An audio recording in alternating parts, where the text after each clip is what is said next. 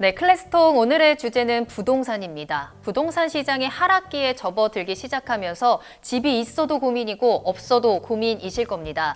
최근에는 집값이 반등을 하고 있다, 거래량이 늘고 있다라는 뉴스가 나오는데 또 한편에서는 역전세난이 현실화되고 있다, 양극화가 심화되고 있다라는 뉴스도 동시에 나오면서 우리가 시장을 바라보는 시선이 참 혼란스럽고 헷갈릴 따름인데요.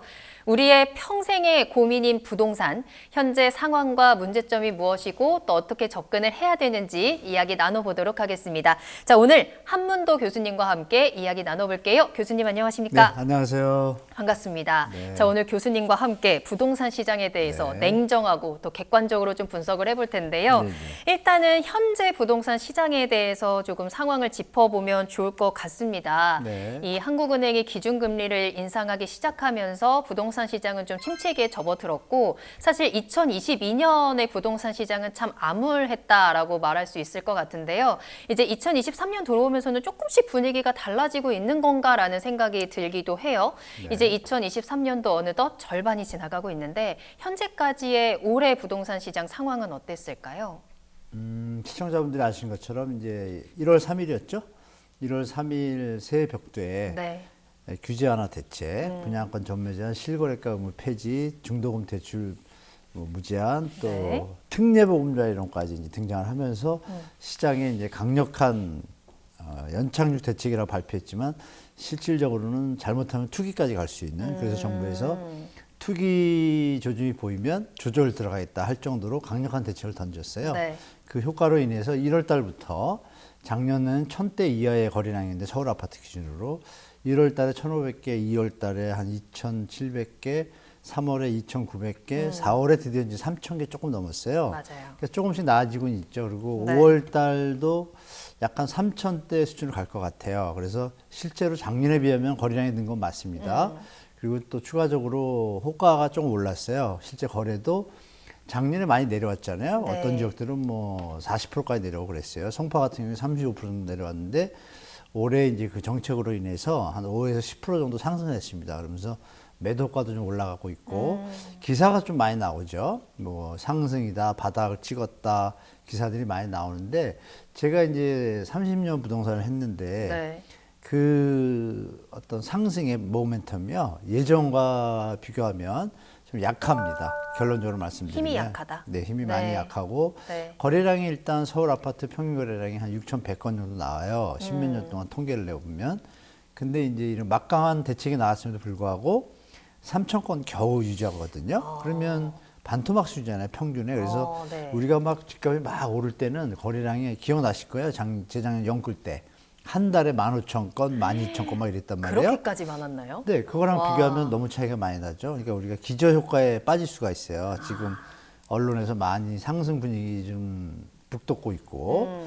그러니까 이제 무주택자분들은 좀 혼동스러우실 텐데, 그러니까 객관적으로 시계열, 길게 봤을 때는 체력이 약하다. 상승 모멘텀이 너무 약해서 제가 볼 때는 특례보험자 이론이 벌써 39조 6천억이 예산인데 30조가 소진됐어요. 그러면 이제 한 9조 남았잖아요. 그렇죠.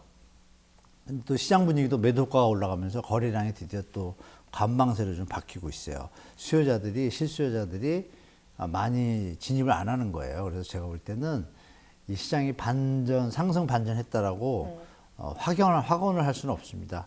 앞으로 한 두세 달 더 추세를 지켜봐야 되고 역전세 문제가 또 이제 후반부, 맞아요. 하반기에 많이 생길 거예요. 그러면 또 심리적으로 좀 하방 압력이 생기니까 제가 볼 때 연말까지 좀 시장을 지켜보셔라라고 제가 말씀드리겠습니다. 네. 아직까지는 완전하게 시장이 회복이 됐다, 또 분위기가 바뀌었다라고 네. 보기에는 여러 가지 좀 힘이 부족한 부분이 있는 것 같습니다. 네. 또 현재 시장에 있는 여러 가지 문제점들도 이제 간단하게 짚어주셨는데 저희가 구체적으로 하나하나 이제 짚어볼 건데요. 네. 사실 아직까지는 가격이 하락세를 보여주고는 있지만 그래도 지금 시장에서 또 주목하는 거는 그 하락폭이 둔화되고 있다라는 점에 좀 포인트를 주고 있는 것 같거든요. 예, 예. 하락폭이 점점 줄어들고 있다. 그리고 거래량도 조금씩은 늘어나고 있다라는 뉴스가 네. 참 많이 나오고 있는데 이런 뉴스가 계속 나오는 이유가 뭘까요? 일단 뭐 시청자분들 다 아시겠지만 네. 기억을 더듬어 보시면 집값이 오를 때 집값 폭등한다고 언론들이 다 썼잖아요. 그렇죠? 지금 어떻게 써야지 정상인가요? 집값 아직 확실하게 조정이 안 됐다. 조심해야 된다가 맞아요. 그렇죠. 근데, 아직은 주의해야 한다. 네, 아이러니하게 갑자기 다 오르는 분위기가 서 있잖아요. 그러니까 맞아요. 시청자분들이 판단하실 게 뭐냐면 불행히도 우리나라 언론들은 특히 이제 좀 메이저급 언론들 중에 일부 경제신문사 쪽은 건설사가 대주주예요. 네. 그러다 보니까 사주의 어떤 그 영향력에서 벗어날 수 없잖아요. 그럴까요? 그런 부분이 있다 네. 보니까 기사가 약간 과장된 기사도 좀 있고 예를 들면 매입 비중 2030 세대 뭐 35% 급증 이렇게 쓰잖아요. 네. 그 급증이 최저치일 때가 24%였어요. 작년 6월에. 네. 그리고 재작년 6월에도 최저치를 한번 찍었었어요. 찍었다가 올라간 게 35%, 40%대까지 갔거든요. 네. 경기 좋을 때. 그리고 또 35% 갔다가 또 요번에 내려왔다가 요번에 35% 올라온 거예요. 그러면 그 전에 35%대는 몇 개가 거래됐는지 봐야겠죠. 그러네요. 그 전에는 한 3천, 4천 개 나왔어요. 만 네. 건대니까. 네. 지금은 35% 계산해도 1,000건밖에 1,000건도 안 돼요. 1,000건 겨우 되거든요. 그러면 3분의 1토막이잖아요. 아, 비율보다는 비- 실제적인 비교- 건수를 또 따지면 네, 비교를 네. 정확히 해야 되잖아요. 전체 그러니까 2020년도에는 3,000명의 2030 세대 집을 샀는데 지금은 1,000명이다. 그런데 그때는 특례보금자리도 없었잖아요. 지금 특례보금자리까지 있어. 네. 그러면 좀 상승 여력이 예전 같지 않는 거죠. 그래서 더 결정적인 게 뭐냐면 갭 투자 이 분석이 나옵니다. 정부에서 갭 투자 비율이 한때 30%까지 올라갔거든요. 지금은 10%대예요. 그럼 네. 그분들은 자, 이게 올라갈 거라고 생각하면 더 늘어나야 되잖아요. 안 늘어나잖아요. 그건 뭐냐면 투자하시는 분들이 미래에 대해서 상승에 대한 확신이 없는 거죠. 그리고 결정적으로 매물이 증가하고 있습니다. 매물이 많이 늘었어요. 1월 달에 비교해서요. 서울에 매물이 않는 아파트 단지 구가 없어요. 네. 전국적으로도 비슷하고 서울에 최고 많이 는 데는 한 40% 광진구가 매물이 왜 1월 이렇게 달에 많이 비해서요. 늘어나요? 그러면 여러분이 생각하실 게 한 가지가 있죠. 집값이 오르고 그러면 파는 거를 걷어들여서 매물이 감소하는 게 기본이에요. 기억나시겠지만 그렇네요. 예전에 막 집값 폭등할 때 매물 씨가 말라 뭐 이런 얘기 기억나시죠? 맞아요, 예. 맞아요. 지금 정반대 현상이 벌어지고 있어요. 그건 뭐냐? 왜일까요? 이게 유지하는 것보다 지금 파는 게 낫겠다고 판단하는 분들이 많다는 얘기죠. 그러니까 이상한 현상이 시장에 벌어지고 있죠. 그래서 기사가 말씀하신 것처럼 그런 현상을 같이 조명을 해주면 우리 시청자나 일반 분들이 판단하기가 좋죠. 이게 시장이 예전 같지 않다 판단할 텐데 2030 세대 분들은 바쁘신데 그 기사만 보면 갑자기 또 옛날 그 트라우마가 생기시니까 조금 과다하게 대출을 받아서 하시는 경우도 생길 수 있잖아요. 네. 저는 이제 제가 보는 관점에서 제2의 영끌이 될 수도 있다. 시나리오가 올라갈 수도 있고 내려갈 수도 있는데 지금 경제 상황이 올라갈 확률보다 내려갈 확률이 당분간은 많은 경제 환경이잖아요. 그러니까 그걸 생각해 보면 지금의 상승이다 막 이런 분위기 기사 많이 나오는 거는 제가 볼 때 기자분들이 조금만 더 네. 균형 감각을 갖고 기사를 내주면 우리 저 청년들이나 무주택자분들한테 도움이 될 것 같아요. 물론 말씀해 주신 것처럼 기사들이 뉴스들이 조금은 네. 과장된 면이 있기는 합니다만 어쨌든 팩트는 그 하락폭이 축소되고 있고 거래량이 네. 조금 늘어난 것도 맞긴 맞는 거잖아요. 네, 하락폭이 축소된다는 얘기 네. 판단을 잘 하셔야 되는데요. 네. 하락폭이 예전에 20% 내려왔다가 지금 5% 내리면 하락폭 축소가 됐죠. 그렇죠. 내린 거예요, 오른 거예요? 내리고 있죠. 가격은 내려가고 있는 계속 거죠. 내려가고 내려가고 있는 있는 거잖아요. 거긴 하죠. 팩트는 네. 그거잖아요. 올라갔습니까? 아니잖아요. 그러니까 이게 어가 다른데 그리고 또 이런 기사들이 요즘 나오죠. 뭐 서초구 무슨 구 뭐 몇 프로 상승 5주 이렇게 나오잖아요. 반등했다더라. 그럼 반등하자마자 거래가 줄어요. 확연하게. 그리고 25개구가 있잖아요. 네. 그럼 23개구는요. 하락하고 있잖아요. 그 기사를 같이 써줘야죠. 그래야 시장이 정확하게 판단하지 않습니까? 거기다 집값이 오를 때는 요즘 적절한지 모르지만 공인중개사분들이 내릴 때는 담합을 안 해요. 네, 오르기 시작하면 담합하는 경향이 좀 생깁니다. 실제로 네이버 매물이나 이런 데를 보면 네. 작년 하반기 때는 매매 가격이 천차만별이에요. 비슷한 단지에 같은 평형이 뭐 5층, 12층, 20층 하면 다 달라요. 단위까지 뭐 몇백만 원, 몇천만 원. 네. 근데 지금은 이제 한번 들어가 보십시오. 들어가 보면 거의 비슷합니다. 근데 그건 불가능한 거거든요. 사실 정상적인 시장에서는. 당연히 밑에 층이면 더 5천이라도 싸야 되는데 네. 다 그 가격대에 맞춰놔 있어요. 그래서 제가 지금 말씀드리는 그런 경향이 좀 있다. 그래서 지금 하락폭 둔화가 사실이잖아요의 뜻은 올라가고 있잖아요 얘기하시는데 큰 착각이죠. 그건 아니고 계속 이게 계속 하락세는 이렇게 가면 어떻게 지속이 되죠? 되고 있고. 하루가 아니라 일주일에 1%씩. 옛날에 5%씩만 내렸다는데 네. 1%씩 내리면 1년이면 몇 프로예요? 일주면 50이니까 52%예요. 0.5%면 25% 내려가는 거고. 그러네요. 그런 시결을 좀 감각을 가지시면 언론 기사에 너무 일희일비할 필요 없다. 그리고 거래량을 좀 보셔라. 그 올라갈 때 거래량이 따라 붙어줘야죠. 그래야 예전처럼 쭉 올라가죠. 근데 올라가니까 갑자기 거래가 뚝 뜬다? 수요가 없다는 얘기, 그 값은 수요자들이 받쳐주는 값이 아닌 거죠.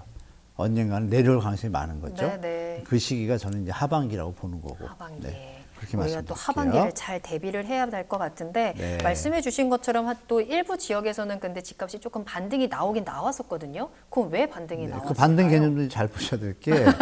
이것도 자, 또 이렇게 볼게요. 해석을 잘해야 돼요. 시장을. 네. 우리 2030 네, 분들이 좋습니다. 아직은 이제 부동산이 좀 어렵기도 하잖아요. 어려워요. 어떻게 보면 쉬운데 네. 해석을 잘 들으시면 이제 뭐 제 얘기니까 참고하시면 좋은데 10억인 아파트가 있어요. 네. 근데 얘가 6억으로 내려왔어요. 근데 7억이 됐어요. 반등했죠. 많이 했죠. 6억에서 7억이면 18% 오른 거예요. 네. 엄청 오른 거죠. 그러네요. 그렇죠? 그럼 18%라고 하니까 많이 올랐네요. 그렇죠. 그런데 네. 불과 6개월, 4개월 전에 얼마였어요? 10억이었잖아요. 10억이었어요. 더 얘기할 필요 있나요? 그러니까 우리가 요- 어느 현상을 볼 때 네. 주 흐름을 봐야 되잖아요. 근데 지금 올라간 것이 만약에 2008년도에는요, 이렇게 대책이 어마어마하게 나왔을 때, 음마 아파트가 13억 5천 가던 게 7억까지 떨어졌다가 네. 12억 회복했습니다. 그래야 좀 반등을 할 수 있겠죠? 근데 중요한 건 5억에서 6억 된 거 반등 맞죠? 근데 지금 5억에서 5억 3천, 뭐 5억 5천 된 거예요. 기준으로 보면. 비율이. 근데 그게 서울 25개구 중에 네. 두세 개 구만. 많이 떨어진 구만. 그리고 다른 구들은 여전히 더 내려가는 것도 있어서 평균을 내보니까 서울은 여전히 하락. 이 그림을 잘 정리하셔야 되죠. 그래서 네. 물론 일부 지역에서는 매수 수요와 이제 언론의 이런 분위기로 실수요자가 붙는 경우도 있는데 그게 예전처럼 추세적으로 많이 붙어줘야 되는데 그게 지금 소멸되고 있다는 거죠. 감소하고. 그러면 시장의 모습에 대해서 추세적 상승이 앞으로 이어지는 힘이 많이 약하다라고 판단하는 게 합리적인 판단입니다. 그러니까 이러한 조금씩 움직이는 이런 시그널들을 그 기준이 어느 정도인지 그 반등의 네. 정도가 어느 정도인지 이러한 시그널로 인한 수요자들의 반응이 어떻고 얼마나 이 방향성이 유지되는지 여러 가지 것들을 우리가 같이 체크를 해봐야 될 것 그렇죠. 같은데 예. 그렇다면 교수님께서는 지금 시장은 이 아파트 거래량이 회복되고 있다라는 시그널보다는 여전히 부진하다라는 쪽으로 지금 시선을 보고 제가 계신 거죠. 말씀드렸잖아요. 2008년도에 글로벌 금위기가 터지니까 완전히 시장이 죽었거든요. 그때 네네. 2,000건이에요. 월 아파트 거래가. 2,000건. 네, 지금 3,000건. 2008년도에 네. 그러니까 뭐 그 얘기를 많이 안 하시는데 그러니까 제가 얘기 드리니까 좀 이해하실 거예요, 시청자분들이. 네. 그래 그러면 3,000건은 별 의미가 없구나죠. 그러나 작년에 워낙 죽었었잖아요. 뭐 800, 900 뭐 1,000건도 이랬으니까 안 됐을 때가 그거의 있었으니까. 3배가 늘어났잖아요. 그쵸. 그러니까 여기서 이 데이터와 보도의 오류에 빠지시면 안 된다라고 제가 말씀드린 거예요. 그러니까 상승 여력은 한계에 부딪힐 거다라는 게 합리적인 판단 아닌가요? 데이터와 통계는 거짓말을 안 하니까 네, 역사는 네. 또 되풀이되잖아요. 예. 좋습니다. 자, 그러면 이번에는 특례 보금자리론에 대한 이야기를 좀 네, 나눠볼까 네, 네. 하는데요. 그래도 이렇게 조금이나마 거래량을 좀 이끌었던데 한몫을 했던 게 이 특례 보금자리론이 아닐까라는 생각이 듭니다. 네. 이 부분에 대해서는 어떤 의견을 가지고 계실까요? 특례 보금자리론에도 여러 가지 또 한계점도 있을 것 특례보금자리로는 같아요. 사실 안심전환대출이 그 전에 발표했는데 실패를 했죠. 금리 부분 때문에. 그리고 처음에 발표됐을 때 여러분이 잘 보실 게 뭐냐면 40조, 그러니까 39조 6천억의 예산이었어요. 네. 근데 용도가 여러분 의미를 잘 보셔야 돼요. 무주택자가 집을 사기, 청년층 무주택자 서민들이 집을 사기 위한 자금인지 그 중에 비율이 대환 세 가지가 있어요. 목적이. 대환 대출. 네. 빚을 내서 집을 산 영끌 세대들이 자기 그 금리 막 7%, 8%짜리를 4%짜리를 바꿔탈 수 있게 기회를 준 거예요. 네. 게다가 임대인이 임차인의 보증금을 못 돌려줄 때 그것도 대출해주는 용도가 있어요. 그래서 비중을 따져보면은 49%가 7%가 대환 대출용. 그래서 45.9가 신규 주택 매입이에요. 나머지 몇 프로가 그 임대 대출 반환용이고, 그렇다면 대환 대출로 많이 쓰였잖아요. 네. 대환 대출이 7%에서 4%가 되니까 도움이 되니까 다 하신 거예요. 그래서 한때 말이 나왔죠. 뭐 빚낸 사람들, 그럼 전세 대출 받은 분들 7%였거든요. 서민은 안 도와주고 왜 집 있는 사람을 도와주냐라는 비판도 있었어요. 그러나 결론적으로 영끌한 세대한테 도움이 된 건 맞죠. 네. 집을 유지하는데 그게 이제 4%란 말이에요. 금리가. 그리고 결정적으로 나중에 금리가 인하하면 중도금 대출 상환 수수료가 없이 낮은 금리로 갈아탈 수 있는 혜택도 줬어요. 그래서 이제 이게 혜택이라는 얘기가 나온 거거든요. 특혜라는. 그럼에도 불구하고 정부는 진행을 했잖아요. 중요한 거 여러분 뭐냐면 여기에 조건이 뭐예요? 소득을 따지지 않고라는 게 기본이에요. 네. 그럼 중요한 건 뭐냐? 왜 그럼 그 표현이 들어갔을까요? 지금 2023년 1월 1일부터 바젤 3가 이제 전 은행에 100% 거의 적용되고 있어요. 그게 뭐냐면 소득을 넘어서는 대출을 안 해주는 거예요. 네. 네, 그래서 우리나라는 40% 잡아놨는데 자기 소득의 40% 이상을 집 사는데 대출 원리금 상환했으면 안 되는데다가 만약에 어디 뭐 차를 사거나 이래가지고 돈이 대출이 받은 게 또 있다. 그럼 그거 합해가지고. 그러니까 갭투기나 투기용으로 하는 주택 수요를 막기 위해서 전 세계가 합의한 내용입니다. 그래서 우리나라도 실행이 돼요. 네. 그래서 정부가 특례로 만든 거예요. 그래서 만약에 이걸 특례로 안 하고 그냥 일반인한테 풀었잖아요. 네. 그러면은 전 세계에서 이제 질타의 대상이 됐죠. 아니 정부라는 주체가 미국이 그렇게 가지고 버블이 터졌잖아요.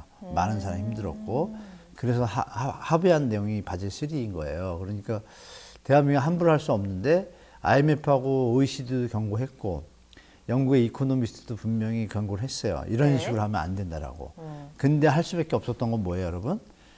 작년에 미분양이 너무 많고 갑자기 그 심리가 급속하게 된 것 같으니까 자칫 이게 경제 위기나 금융 위기로 넘어갈 수 있는 금융기관들의 그런 것들에 조금 이제 좀 두려움이 많았죠. 정부도 그렇고 시장도 그렇고 그거를 이제 연착륙을 하겠다는 목적으로 나오다 보니 네, 네. 전 세계 어떤 뭐 IMF나 이런 데서도 일부 이해하는 면이 있으니까 넘어갔지만 이걸 계속 할 수는 없잖아요.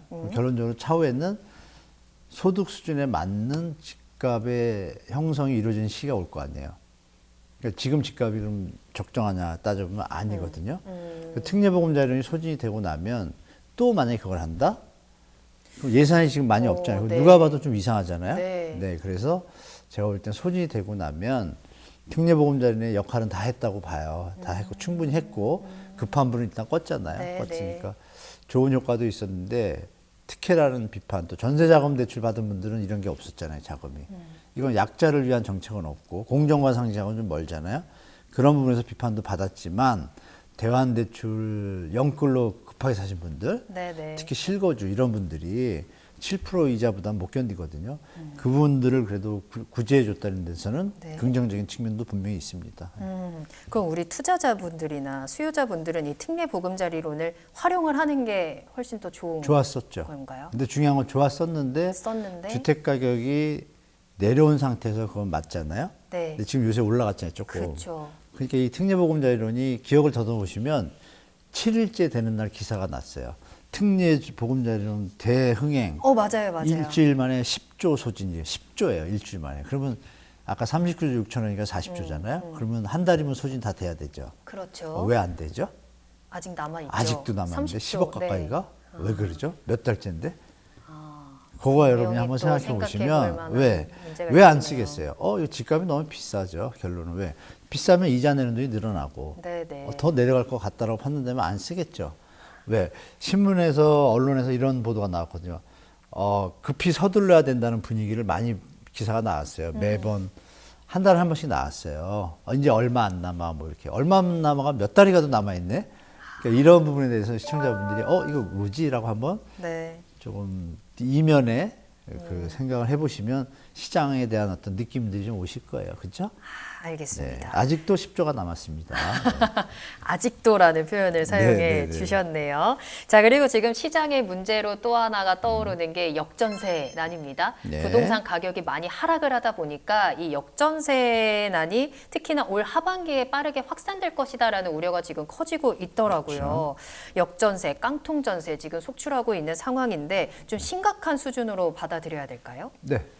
심각해요, 지금. 네, 많이 심각하죠. 지금 보도에는 많이 안 나오고 전세 사기 피해로 이제 좀 극단적인 선택한 이런 기사들이 좀 막다 보니까 맞아요. 역전세에 대해서 약간 조금 방향성이 틀어졌죠.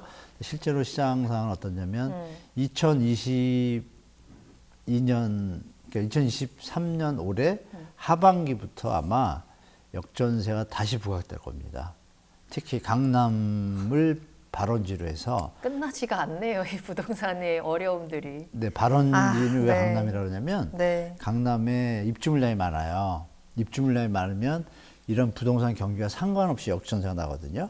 그래요? 기억을 더듬으면 2019년도에 헬리오시티라고 9,000세대 입주할 때 송파구가 그 부동산 좋은 경기에서 다 역전세였습니다.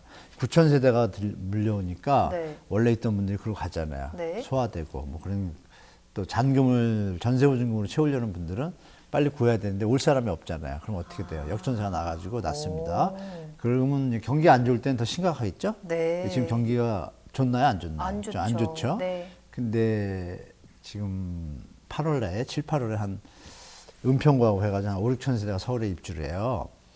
네, 지금 벌써 이제 전세 매물이 나왔어요. 입주가 8월인데 벌써 전세 매물이 나오고 있고 기억하시겠지만 2월 달에 개포동 자이 프레지던스가 입주를 했어요. 아직도 물건이 몇백 개 남아 있습니다. 그래요?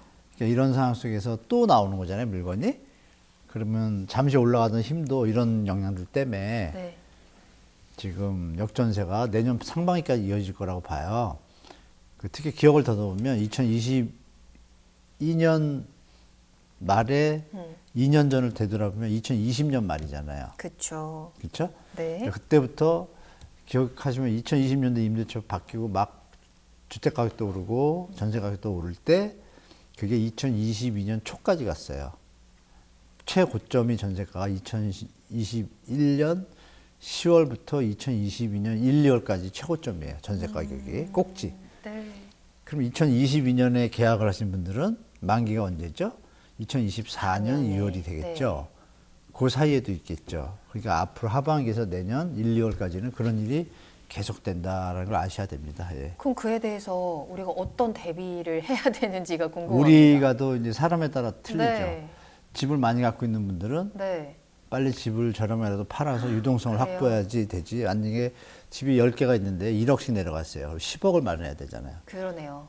근데 이번에 LTV 30% 다주택자 풀어줬는데 그동안 갖고 모자르면 어떻게 돼요? 경매를 당하겠죠. 어떤 경매? 임차인이 경매를 낼 수도 있고 네. 여러 가지 경우가 발생을 해요. 그럼 주택가격이 하방 압력이 오겠죠. 그분들은 그러니까 자산 관리를 유동성 확보를 해야 돼요.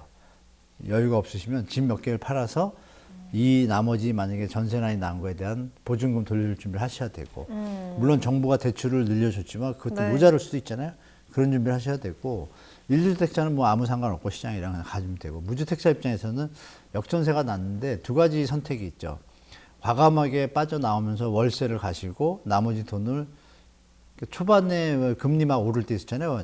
올 초에 막 5% 이랬잖아요. 그때 똑똑하신 젊은 분들은 그때도 역전세 난이었단 말이에요. 네. 그러면 뭐 10억짜리가 5억, 6억이 돼버렸으니까 그 당시에. 그러면 빠지는 순간에 5억, 4억의 차이가 생기잖아요. 그 돈을 바로 5%짜리 넣은 거예요. 전세 싸게 사시면서 자산은 늘리고 빠른 분들도 되게 많았고 네. 그러니까 임차인분들 중에는 또 더 과감한 분들은 월세로 가는 거예요. 아예 다운사이징을 해가지고 자기가 아파트 25평에 10억 주고 살았는데 강남, 뭐 강동구도 뭐 그 정도 됐죠. 거기서 쭉 빼가지고 월세 들어가고 10억을 갖다가 자산 관리를 들어가면 이게 자산이 얼마큼 들지 모르잖아요. 이런 분들도 꼭 계시고 또 어떤 분들은 그냥 역월세.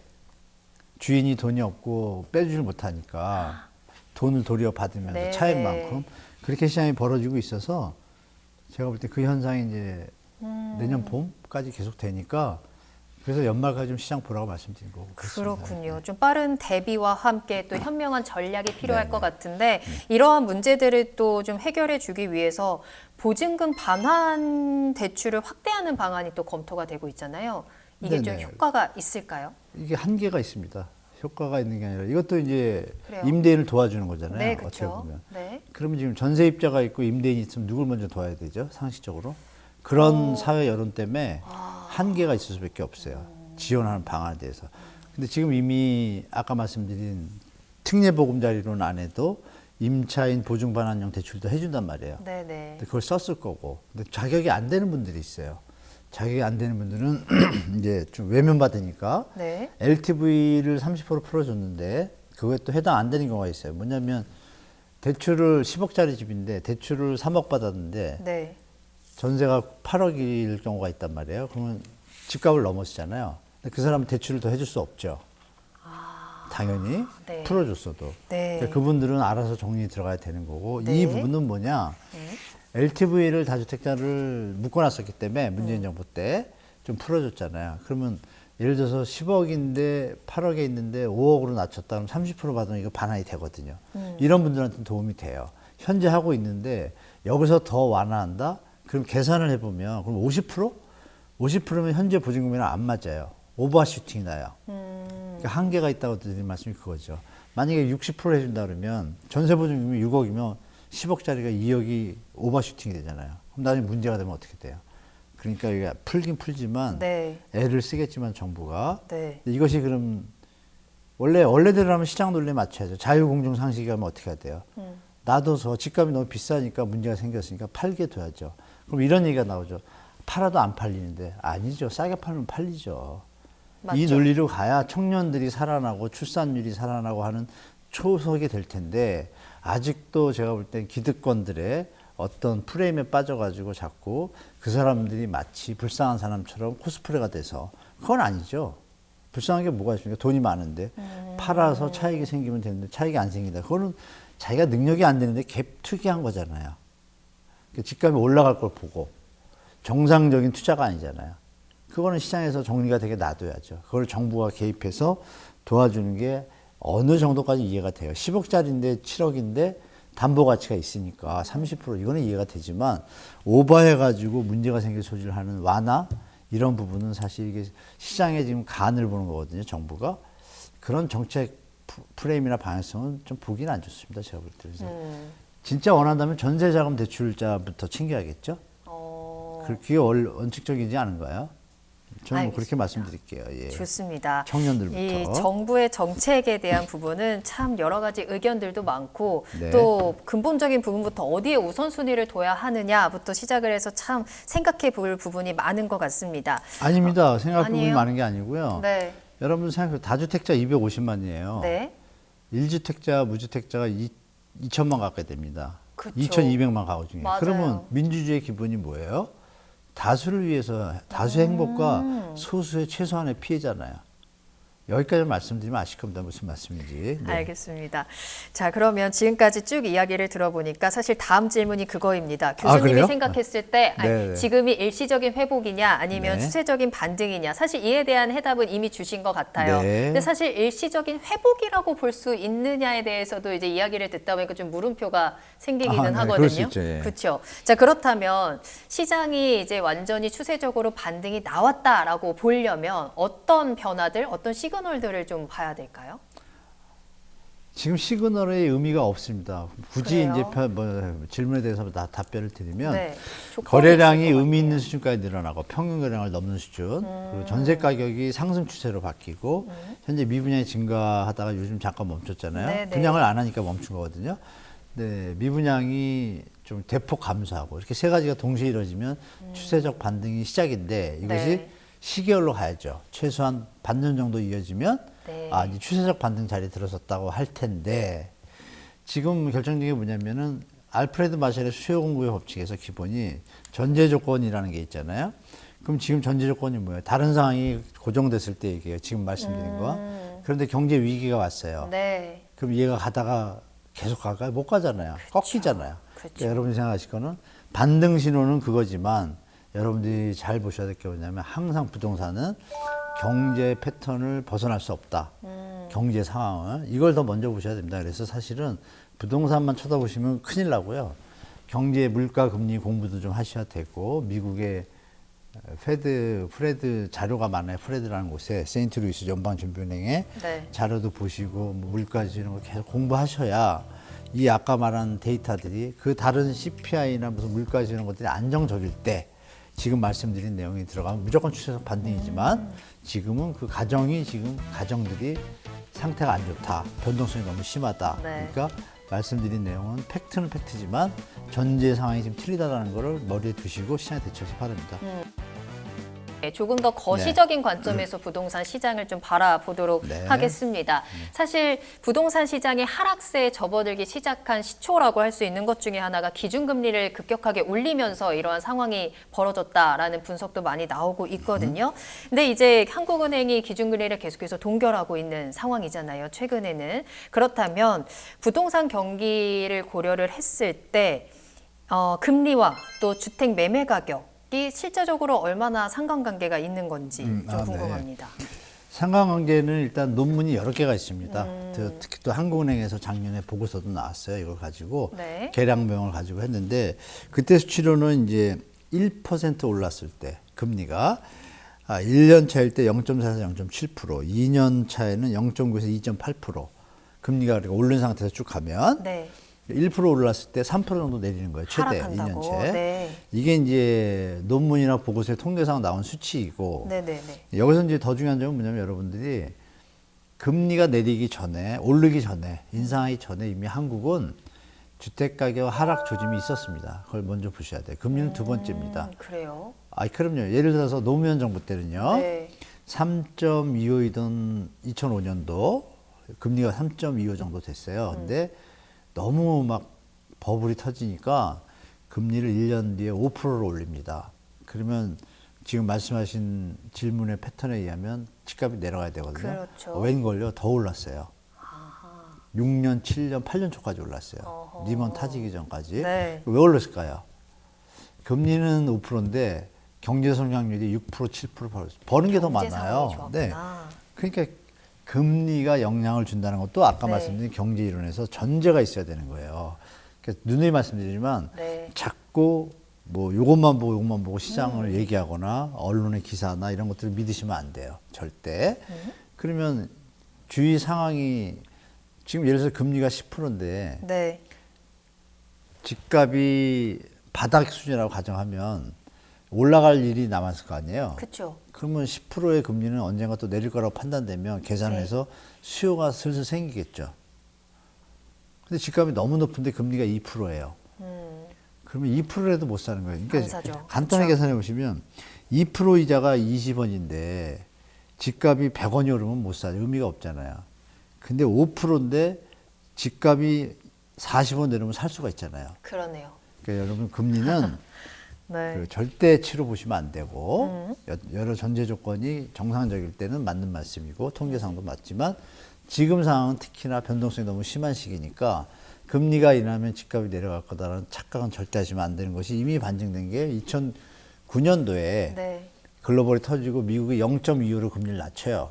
그러니까 대한민국도 4%, 5% 수준에서 2%로 낮춥니다. 네네. 그 2%에서 집값은 3년 동안 하락이었어요.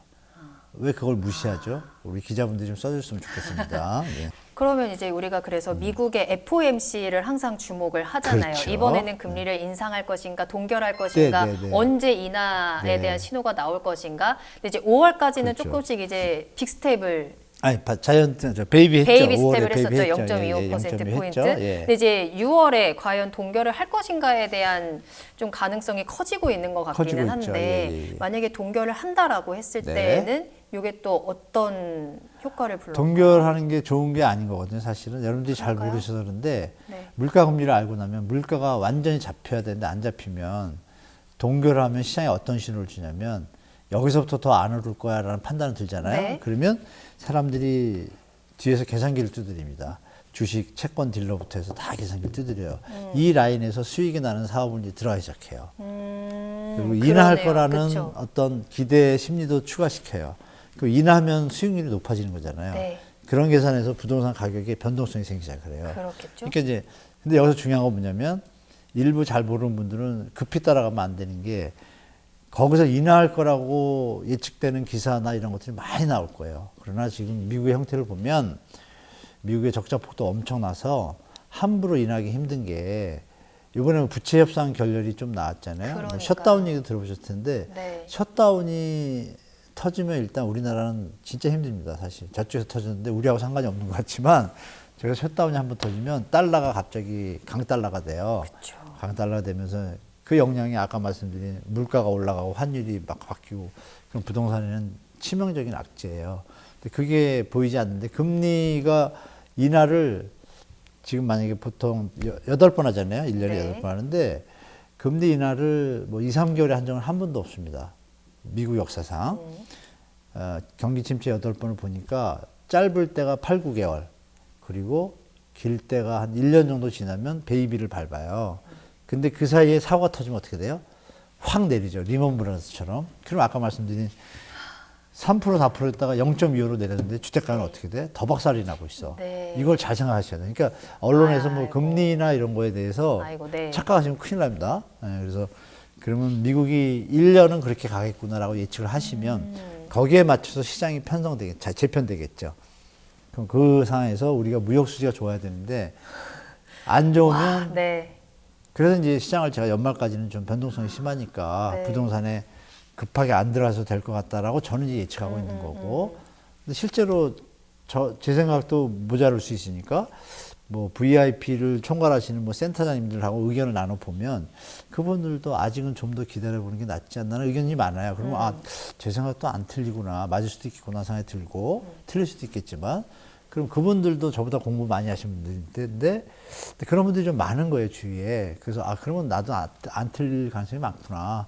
뭐 이런 생각을 갖고 있는데 여러분들도 생각이 틀릴 수가 있겠죠. 그래서 그러나 이제 우리나라 경제 상황이 조금 좋지 않다는 건 누구나 느끼니까 맞아요. 연말까지는 한번 기다렸다가 시장에 가시는 게 더 안정적이고 단 정부에서 이제 막 금리 인하에 어떤 더 인상 안 하고 그러면 이제 대출 이자율이 정해졌잖아요. 그 네. 상태에서 분양가가 싼 게 나와요, 만약에. 네, 네. 공공 분양. 이런 네. 거는 이제 적극적으로 가볼 만하죠. 왜? 앞으로 더 오르기 힘들고 내릴 일이 있으니까 그런 이제 계산을 좀 들어가시면 되죠. 예. 그러니까 부동산 하나만 보고 조금의 시그널들을 파악하기보다는 전체적인 상황이 어떤지를 파악을 해야 우리가 부동산에 언제 접근을 하고 어떤 전략이 필요한지 우리가 그렇죠, 예. 그림을 좀 그릴 수 있을 것 같아요. 그러기 맞아요. 위해서 거시적인 환경들도 계속해서 우리는 숙지를 하고 공부를 해야 되는 것 네. 같습니다. 이에 따라서 미국의 금리 상황까지 간단하게 짚어드렸는데요. 금리 말고 이런 가격에 영향을 주는 여러 가지 요소들에는 어떤 것들이 있는 거예요? 예를 들자면. 지표로 말씀드리면 뭐 네. PIR, 뭐 HAI, 주택 구입 부담 지수, 네, 또 뭐 CPI 뭐 다 봐야 되는데요. 네, 네. 그 정책도 중요합니다. 정책 자금 지금처럼 특례보금자리 시중에서 7% 6%인데 4%로 주면 당연히 수요가 늘잖아요. 이번처럼. 그렇죠? 이런 정책 자금 예를 들어서 만약에 지금 정책 금리로 1%짜리를 만약에 50조 푼다 그럴게요. 집값은 당연히 오르겠죠. 그러네요. 네, 그러니까 네. 정책도 큽니다. 근데 이제 정부가 뭐 함부로 돈을 막 풀 수는 없지만 네, 정책 네. 영향도 크고 특히 이번처럼 이제 풀었을 때 효과가 있는데 실거주금 폐지가 아직 통일이 안 됐거든요.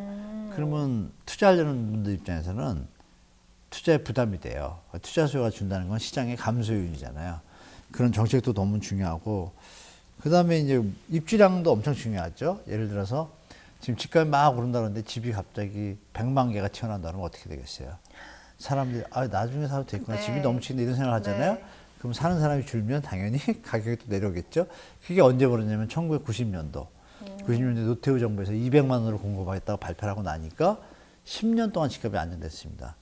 89년도에 발표했는데 네. 1998년도 IMF 위기 전까지 집값이 너무 안정적이었어요. 그랬던 적이 있어요? 네, 집값이 안정적이었던 적이 있었어요? 그럼요. 네, 그런 물가도 안정적이었고. 아, 진짜요? 네, 이런 걸 좀 같이 보시기를 좀 좀 보시는 게 좋겠다 말씀드릴게요. 예. 좋습니다. 네. 자, 그러면 이러한 지표들, 뭐 여러 가지 시그널들을 보기 위해서 조금 더 이제 시선을 넓혀보자면 사실 네. 미국의 경제 상황들이 또 국내 경제 상황에도 여러 가지 영향을 미치게 되니까요. 네. 근데 최근에 미국 부동산 시장도 상황이 여의치는 않은 것 같더라고요.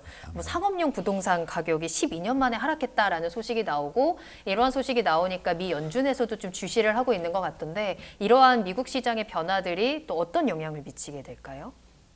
미국 시장의 영향도 있죠. 그것부터 말씀을 미국이 네. 커머셜 리얼 에스테이트 그 상업용 부동산 시장이 지금 위험한 상태입니다.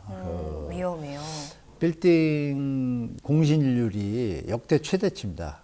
여러분들이 아쉽게 한 가지가 뭐가 있냐면 지금 위기는 네. 안 터졌잖아요. 근데 글로벌 금융위기 당시에 리먼 사태 때 당시에 미국의 평균 주요 5대 도시 공실률이 13%까지 갔어요. 경제 위기가 터지니까 갑자기 신용이나 대출이 막히잖아요. 네. 신용 경색이 일어났을 때 많은 업체나 사무실을 쓰던 업체들이 빠져나왔습니다. 여력이 안 되니까. 그래서 13%였어요, 그때가. 네. 난리가 났을 때. 오, 근데 지금 몇 프로냐면 평균 20%입니다. 5대 도시가. 진짜요? 네, 터지기 직전인 거죠. 그래서 여러분들이 파월 장관이 얘기할 때 네. 그러니까 상업용 부동산도 예의주시하고 있다고 하고 있어요. 다행히 내용을 알고 있어요. 리먼 때는 내용을 모르고 그랬고 지금은 내용을 모니터링을 다 했어요. 네. 근데 그 한 결과 보통 상업용 부동산이 여러분 P는 I분의 R이라는 게 있어요. 그 자본 환원율 개념이 있는데 그러니까 주택 가격이 100원인데 5%의 수익률인데 네. 이자가 7%면 어떻게 돼요? 망하죠. 그렇죠. 네. 수익률이 10%래야 유지가 되잖아요. 그렇죠. 그걸 기준으로 해서 대출을 받았던 빌딩들이 많아요. 빌딩들이 뭐 리치 형태든 뭐든. 네. 근데 그 빌딩들이 20%의 공실이 생기면 무조건 임대 수익률은 낮아지겠죠. 그렇죠. 그래서 실제로 리치 상품을 활용한 큰 빌딩들에 대해서 네. 배당을 작년까지도 했어요. 배당 수익이 나오면 리치 회사가 돈을 모아서 투자자들 돈을 모아서 임대 수익이 5% 나오면 자기들 수수료 1% 먹고 4%를 배당했단 말이에요. 그런데 이게 갑자기 금리가 올라가지고 배당할 돈이 없는 거예요. 그럼 어떻게 되죠? 그 사람들이 가만히 있나요? 돈을 넣고 그냥 돈이 아무것도 변화가 없으면 빼려고 하겠죠. 결정이 뭐냐면 오버가 됐을 때 어떻게 될까요? 돈을 넣어야 되잖아요. 넣어야죠. 근데 넣을 사람이 없으면 어떻게 되죠? 그러면 채권자들이 어떻게 되겠어요? 이자를 못 갚으니까 경매를 붙이겠죠.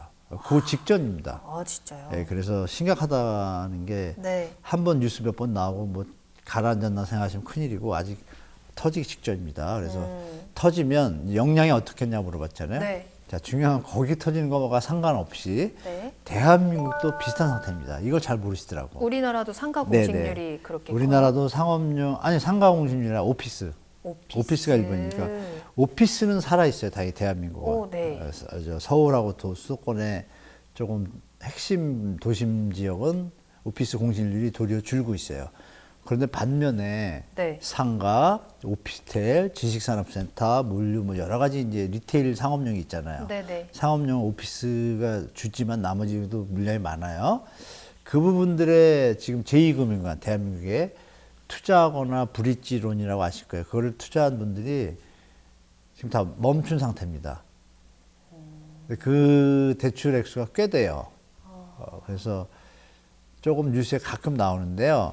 뭐 제 유튜브도 한번 봐주시면 가끔 나오는데 네네. 정리를 해서 나옵니다. 그러니까 그래요? 네. 제가 볼 때 저도 꼭 예를 볼게요. 들면 이 얘기 들으면 이해되실 거예요. 물류창고 있잖아요. 네. 물류창고가 예전에 조그마지만 코로나 때 택배 산업이 발전하면서 물류창고가 많이 필요해지고 코로나 때 그 약 있잖아요. 코로나 우리 저 백신 그게 냉동 보관이잖아요. 그럼 큰 양이니까 그런 창고가 없잖아요. 네. 그래서 그때 2019년부터 붐이 불었어요. 20년부터 불다가 코로나 터지니까 코로나 그런 택배 물량 늘어나면서 물류 창고 붐이 일었습니다. 투자 붐이. 그래서 웬만한 저 은행의 VIP들이 그쪽에 돈을 많이 들어가기도 하고 또 금융기관도 투자를 해줬어요. 근데 그 물류 창고 보통 단위가 몇 천억 단위가 많거든요. 네네. 작은 거는 천억이고 그러면 돈이 들어갔을 거 아닙니까? 그럼 대출해 준 거잖아요. 그렇죠. 그 당시만 해도 창고가 예약이 된 상태예요. 뭐 쿠팡도 예약을 하면 임차인이 차니까 당연히 수익률 나오잖아요. 그렇게 시작한 사업들이 코로나 끝나고 나니까 웬걸 상태가 안 좋아지니까 금리 네. 있다고 그러니까 55개 현장 큰 덩어리가 있다고 가정을 할게요. 실제 데이터니까 55개 물류 창고 현장 굵직굵직한 것들 중에 10개만 사업을 이어가고 있고 나머지 45개는 지금 스톱입니다. 무서운 거죠. 45개 스톱이라는 얘기 뭐냐. 땅을 사고 돈을 받아서 투자를 했는데 네. 그럼 브릿지론이죠. 네. 본 PF를 가야지 공사를 짓잖아요. 근데 스톱이야. 그럼 어떻게 되죠? 이 상태에서 이자만 내고 있죠. 땅값에 대한 이자. 수익은 이게 없이. 얼마나 버틸까요? 경제가 못 살아나고 가죠. 임차인이 늘어나고 하지 않는 한 이 사업은 정리된 거예요, 이미. 근데 그게 아직 안 터지고 버티고 있습니다. 그런 게 물류창고에도 많고 네. 오피스텔도 많고 지식산업센터도 여러분 보시면 막 한때 히트 쳤잖아요.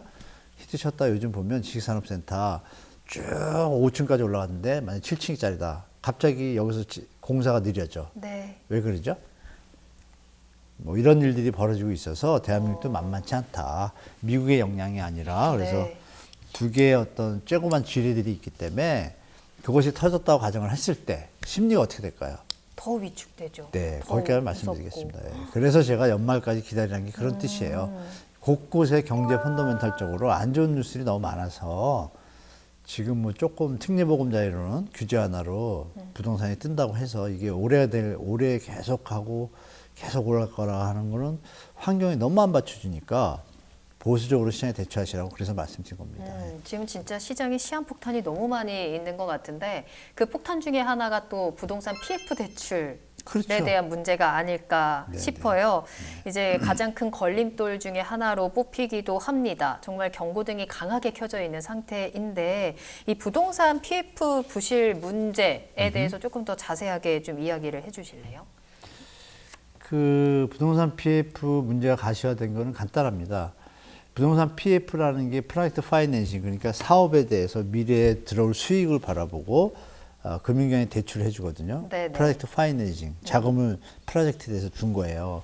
그럼 프로젝트가 마무리가 돼야지 채권이 회수가 되죠. 대출 금액이. 마무리가 안 되면 어떻게 돼요? 회수가 안 되죠. 그러면 안 되니까 어떻게 해야 되겠어요? 회수 절차를 밟겠죠. 뺏어야 뭐죠? 경매하죠. 아. 그러면 원래 가치가 낮아지겠죠. 하락하겠죠. 자, 근데 그 부동산 PF가 상태가 안 좋다 그러니까 정부에서 작년 10월에 기억나시죠?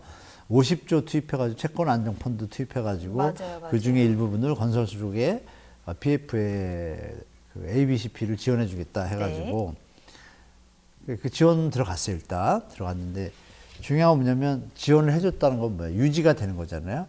근데 유지가 되는데 분명히 제가 뭐라고 말씀드렸어요. 나중에 사업이 다 돼서 들어올 수익을 바라보고 하는 거잖아요. 그렇죠. 근데 이 사업이 진행이 안 되면 어떻게 되죠? 또 다시 수익이 안 들어오니까 이건 정리해야 되잖아요. 그렇죠. 그렇죠? 근데 지금 원점. 일단 심폐소생기를 닫았지만 사업이 계속 못하는 현장이 꽤 많아요. 다행히 그나마 서울 도심이나 수도권이나 수요가 많은 지역의 현장들은 일단 심폐소생술로 인해서 사업을 이어가고 있어서 마무리가 되니까 분양이 되면 그 돈이 들어오면 되니까 문제가 없는데 나머지 안 그런 현장들이 꽤 많다는 거죠. 전국적으로. 특히 근데 그 현장들이 불행히도 일반 메이저 은행 5대 은행과 창호저축은행은 2008년도에 이미 크게 다쳤기 때문에 리스크 관리를 해가지고 공격적인 투자를 안 했어요. 대출을. 근데 아시는 뭐 증권사, 보험사, 뭐 수협, 신협, 농협 이런 데들이 대출을 많이 했어요. 수익률이 좋으니까. 그래서 그 현장들이 지금 다 지금 수면 위로 안 떠오르고 버티고 있는 거죠. 그럼 결론은 분양이 되면 살아나죠. 여러분 보시지만 분양이 안 된 이유는 뭐죠? 금리도 올랐지만 아까도 말씀드린 금리가 오르기 전에 이미 거래량이 줄었어요. 왜? 가격이 너무 높으니까. 그러니까 지금 이런 상태이므로 부동산 PF의 일부 현장은 살아나겠지만 일부 현장은 정리가 될 거라고 보는 게 맞고 추경호 장관이 발표를 할 때 워딩을 제가 말씀드리면 이해되실 거예요. 우량 현장에 대해서 긴급 자금 지원을 들어가서 이어질 수 있도록 하겠다. 그러면 우량 현장 부실 현장은 버리겠다. 버리겠다는 뜻이죠. 말은 안 했지만 그렇죠? 왜? 돈이 그만큼 또 없어요. 없기 때문에. 그러면 부실 현장들은 지금 어떻게 하고 있을까요? 여기까지 하면 얘기가 길어지지만 좀 어렵겠죠? 그렇죠. 그것이 언제까지 버틸 수 있을까? 부동산 경기가 확 살아나면 되는데 쉽지가 않잖아요. 네. 그런 거 같이 보시면 부동산 PF가 어느 정도는 버틸 수 있고 이어질 수 있겠지만 부실 현장들은 못 버틸 가능성이 높구나라고 판단하시는 게 좋을 것 같습니다. 그러면 지금 결국에는 이런 많은 문제들이 부동산만의 문제라기보다는 네. 결국에는 경제가 어렵고 경제 위기 때문에 이런 문제가 생기는 거고, 근데 또 이런 문제가 또 경제 위기를 불러오는 거고, 이런 순환고리인 게 맞는 거예요? 맞죠. 맞아요. 그러니까 부동산은 경제를 떠나서 생각하면 안 돼요. 이걸 그럼 어디서부터 해결을 해야 되는 건지. 그러니까 여러분들이 아까 네. 말씀드린 공부를 좀 하라 그랬잖아요. 어, 그러니까 뭐 코스톨라니의 달걀 모형도 있고 네네. 치시면 벌꿀 모형이라고 있어요. 이렇게 그 모형을 이렇게 두 개 보시면 제가 드린 말씀이 이해가 될 텐데 네. 그것만 설명해도 1시간 되니까 이런, 그런 모형들을 보았을 때 여러분들이 생각하시는 막 생업에 바쁘시고 컴퓨터 프로그래머께서 학교 때 열심히 스펙 쌓고 사회 나와가지고 직장 얻기 바쁜데 부동산을 쳐다볼 수가 어디 있어요. 다만 들리는 뉴스는 집값이 자꾸 오른데 네. 잠깐만 하다 이렇게 따라왔잖아요. 지금 상태에서 묻는 것들이 뭐냐. 언제 집이 오르냐, 언제 집이 내리냐, 이것만 물어봐요. 그거는 아주 맞아요, 무책임한 거예요. 그거 알면은 얘기해 주겠어요? 근데 여러분들 아실 게 뭐냐면, 네. 기본적인 경제를 알면 그게 보여요. 좀 아까 말씀드린 모형 두 개 있잖아요. 그 두 개에 1시간이면 여러분들 요즘 젊은이들 샤프하잖아요. 파악이 될 겁니다. 2030, 40 세대 분들, 40도 청년이잖아요. 거의 요즘은. 그분들이 시장을 잘 파악하고 합리적으로 대처하면 시장이 균형 가게 가겠죠. 그래서 제가 볼 때는 물가, 금리, 경제를 모르고서 부동산만 얘기하는 건 언젠가 큰 낭패를 봅니다. 100%. 그래서 최근에 자산가들 있잖아요. 그 자산가들도 한 5년, 7년 전부터 다 공부를 해요. 옛날에는 묻지마 투자가 됐어요. 네, 왜? 맞아요. 인구도 늘고 소득도 느는 시기였잖아요. 대한민국. 그러니까 가능한데 지금은 완전히 틀리잖아요. 인구도 줄고 소득도 저성장 국면인데 시장을 그러면 이제 당연하게 경제 논리에서 파악을 해야 되는데 지금 그런 노력이 좀 부족한 것 같아요. 앵커님 물어보신 것도 그런 패턴에서 벗어나지 않잖아요. 그래서 그러네요. 드릴 말씀은 네. 많은 전문가들은 필요 없다. 여러분이 스스로 어느 정도 아신 상태에서 전문가들 얘기를 들을 때 참고가 되거든요. 근데 모르는 상태에서 들으면 1시간, 2시간을 얘기해도 다 기억 안 나고 언제 집사 이것만 기억에 남는 거예요. 근데 그 논리가 안 맞거든요. 왜? 경제 상황이 변하니까. 네. 이런 부분을 우리 시청자분들이 부디 물론 저는 최대한 뭐 부동산에 맞춰서 말씀드리지만 네. 미리 좀 베이스에 가주시면 더 좀 효율적인 어떤 시청이 되실 거라 말씀드릴게요. 예. 특히나 저희 같은 2030, 특히나 영끌족 세대들은 부동산이 한창 상승기에 또 관심을 맞아요. 가지고 접근을 했던 세대다 보니까 그렇죠. 이런 또 깊이 있는 경제 전반적인 상황을 보는 눈이 조금은 모자랄 수도 부족할 수도 있는데 이런 공부가 좀 필요할 것 같아요. 그럼 혹시 이런 전반적인 경제에 대한 공부들을 네. 우리 교수님 유튜브를 통해서도 할 수 있나요? 이제 보시면 되나요? 유튜브보다는요. 네. 그냥 물가와 금리와의 관계 네. 이것만 계속 파세요. 그래요? 네, 그러면 거기에 부동산이 뒤에 붙어 있어요. 오, 물가와 금리. 네, 이것만 아시고 나면 네. 부동산이 옆에 붙어 있어요. 주식도 옆에 붙어 있고 채권도 옆에 붙어 있어요. 그러고서 이제 그 안에 가서 또 놀아야죠. 네, 그러니까 네. 축구로 말하면 축구 공을 차는 법을 정확히 알면 패스를 전리하고 그러니까 그걸 모르고 축구를 보면 야 쟤는 어떻게 공을 저렇게 차지라고 퀘스천만 찍지만 경기는 이기고 지는 것만 보잖아요. 그쵸, 그쵸. 그런데 축구라는 공 차는 법을 내가 알면 제가 공을 잘 차고 선수가 있을 때 제가 잘 차고 제가 못 차고도 보이고 그러면 못 차는 선수가 많은 팀이 지겠구나도 예측이 되죠. 당연히. 그러니까 아주 중요한 게 물가 금리 그 부분이 제일 팩트다라고 말씀드리고 30년을 해보니까 네. 결론이 저는 거기에 다다르더라고요. 그래서 물가 금리만 알면 경제의 반을 아는구나라는 판단이 들더라고요. 그럼 그 물가랑 금리를 공부하려면 어떤 지표를 봐야 되는 거예요? 어떻게 공부하면 우리가 이제 되는 거예요? 한국은행의 그 네. 통화정책의 제1조항에 딱 나오잖아요. 한국은행법에. 한국은행의 설립 목적은 물가 안정에 있어요. 1번이에요. 그렇죠. 그럼 한국은행이 돈을 뿌리고 막 하는데 물가 안정이 1번이래요. 그러면 물가 안정에 가이드가 있을 거 아니에요? 4%가 넘으면 어떻게 돼요? 금리를 올려서 네. 물가를 낮춘단 말이에요. 그 금리를 올린다는 얘기는 부동산으로 연결되면 이자 부담이 늘어나니까 수요가 그러네요. 줄겠죠. 네. 그럼 가격도 거기에 맞춰서 낮춰지고 이게 연결되는 거예요. 그래서 물가 금리를 공부하시려면은 이제 뭐 미국의 CPI라고 있잖아요. 그거 네. 보시면 또 옆에 막 붙는 게 있어요. 뭐 PC, PPI도 PMI 막 많고, 붙고 있는데 네. 하나를 아시면 자연을 알잖아요. 그러니까 전체적인 흐름과 연결고리들을 다 파악을 해야 되는 거죠. 물가부터 이제 아시면 돼요. 물가의 속성부터 아시면 네. 물가 따라서 금리 정책이 생기니까. 그럼 금리를 알게 되면 네. 채권 가격과 채권 할인 수익률에 대한 개념이 쓰고 부동산의 수익률에 대한 개념이 쓰고 이렇게 이어져요. 그래요? 근데 이걸 모르고 네. 부동산만 파니까 네.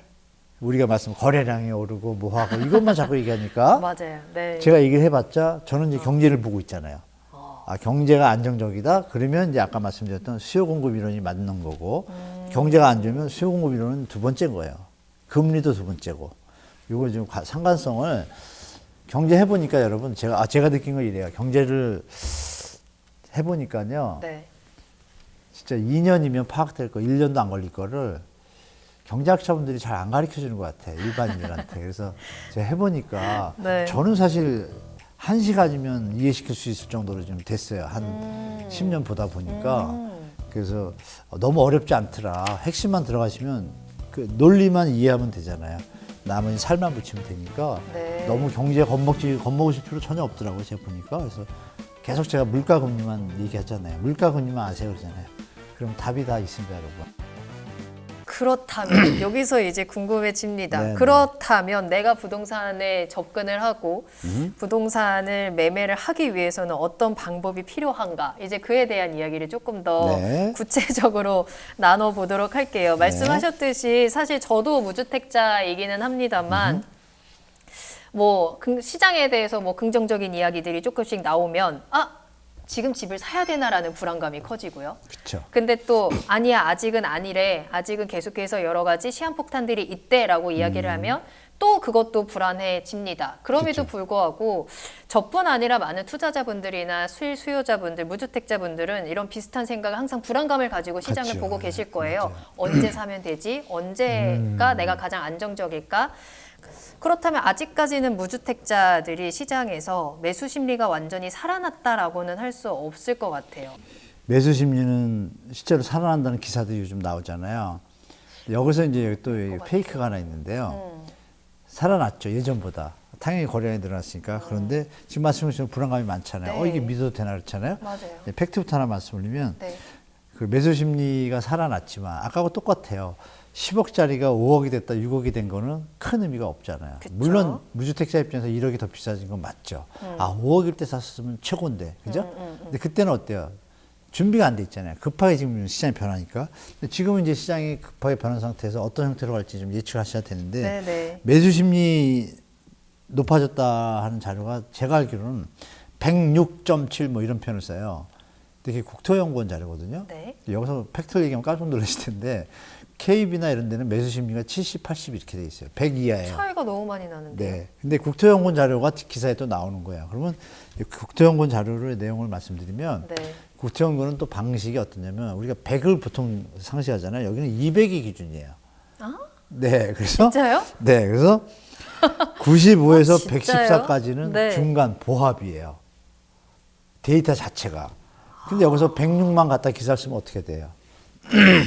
당연히 예전에는 죄송합니다. 예전에는 85, 90이었다가 지금 106이 됐어요.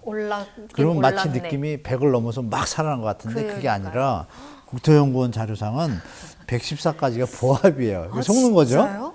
여기서는 뭐냐면 115부터가 살아나기 시작하는 걸 쳐요. 그래서 네. 200이 되면 완전히 화랑이라고 칩니다. 그러니까 이 데이터는 문제가 있죠. 페이크 기사. 속지 마시고 중요한 건 매수 심리는 분명히 살아났습니다. 예전보다. 근데 그 살아났어요? 심리가 네. 정상적인 매수 심리가 살아난 게 아니잖아요. 그게 무슨 뜻이냐? 유효 수요. 그러니까 집값 유효수라는 건 뭐냐면 내가 살 마음이 있는데 살 수 있는 능력도 있을 때 유효수라고 하잖아요. 네. 그 수요라는 거는 살 마음이 있는 거죠. 대기 수요. 근데 마음은 있는데 능력이 안 될 수가 있잖아요. 집값이 안 비싸서. 그렇죠. 근데 지금 상황은 어떤 상황이냐면은 이 유효 수요가 거의 없는 상태예요. 여력이 없는 거죠, 사람들이. 그럼 여력이라는 게 뭐야? 아까 이자가 낮은 상태에서 집값이 내려와 준다면 정말 여력이 좋아지는데 네. 집값이 요새 다시 올라갔잖아요. 근데 금리는 안 내려왔잖아요. 그럼 어때요, 여러분? 당연히 여력이 줄겠죠. 그러니까 집값이 올라가면서 우리가 금리 인상하기 전에도 거래량이 줄고 집값이 하방 압력을 받았었는데 금리가 올라가면서부터 푹 빠진 거잖아요. 근데 그 금리가 지금 유지되고 있잖아요. 네. 미국이. 한국도 지금 많이 올린 상태에서 유지되고 있잖아요. 네네. 근데 이걸 쉽게 내리면 물가가 어떻게 돼요? 아까 물가 금리 얘기했잖아요. 물가가 또 오른단 말이에요. 그러면 나라 경제가 진짜 이상해질 수 있거든요. 그러니까 물가 금리를 알아야 되는 걸 또 이제 여기서 나오는 거고. 그러네요. 결국에는 네. 기승전 물가금리. 네, 제가 그죠? 파악한 게 그렇습니다. 제가 그렇죠, 짧은 그렇죠. 지식이지만 근데 가장 또 기본이기도 해보니까 하고. 그렇죠. 이게 자동으로 연동되잖아요. 네네. 지금 뭐 앵커님도 벌써 다 아시잖아요. 그 우리 시청자도 다 아실 거 아니에요. 네. 그러니까 결론적으로 지금 금리 인하나 이런 것들이 일희비할 사항이 아니다. 라고 귀착이 되는 거예요. 그 무주택자분들이 보셔야 될 건 뭐냐. 네. 언론 보도의 기사보다는 좋아하시는 분도 있고 안 좋아하시는 분도 계시지만 미국의 경제 상황을 좀 봐야 되는 거예요. 전 세계에 지금 기축 역할을 하니까. 미국이 어느 날 달러를 긴축을 들어가잖아요. 네. 달러가 여러분 많이 들어봤어요. 킹달러 말 많이 들었죠. 킹달러가 되면 우리나라 돈의 가치가 약해져요. 그러면 생각해보세요. 노동자가 있는데 네. 여기도 10원, 여기도 10만 원을 주고 여기도 10만 원을 준대, 일당을. 근데 여기는 되게 안 좋은 곳이야. 막 먼지도 많고 위험이 많아. 네. 주인이 아슬아슬해 보여. 근데 여기는 아주 뭐 대기업 10만 원. 그럼 여기 가서 일하겠죠. 당연하죠. 똑같은데. 그럼 여기는 사람들이 안 오면 일을 못 하잖아요. 그럼 여기는 어떻게 해야 돼요? 낮추겠죠. 11만 원을 줘야죠. 아니, 만 원 많이 더 줘야 줘야지 되는구나. 가잖아요. 아, 그쵸, 그쵸. 금리를 더 줘야 갈 거 아니에요. 자, 그러면 네, 네. 미국이란 나라와 한국이란 나라가 있을 때 전 세계 사람들이 볼 때 한국이 뭐 BTS가 뭐 날리고 있지만 경제 투자자 입장에서는 어때요? 미국이 안전하잖아요, 더. 그러네요. 근데 미국이 금리가 높으면 네. 당연히 좋은 은행에 갈 거 아니에요. 그렇죠. 돈이 어디로 가요? 그걸로 가잖아요. 미국으로 가죠. 우리나라에 지금 해외 자본이 많이 들어와 있잖아요. 빠져나가면 어떻게 돼요? 외환보유가 주니까 어떻게 돼요? 환율이 올라가면 수입 물가가 오르니까 또 물가가 나와요. 물가가 오르면 잡아야 되니까 금리를 또 올려야 돼. 네. 그럼 부동산은 어떻게 되겠어요? 이게 연결성이 있잖아요. 그래서 무주택자분들이 조마조마하시고 막뭐 데이터만 볼 것이 아니고 조금 크게.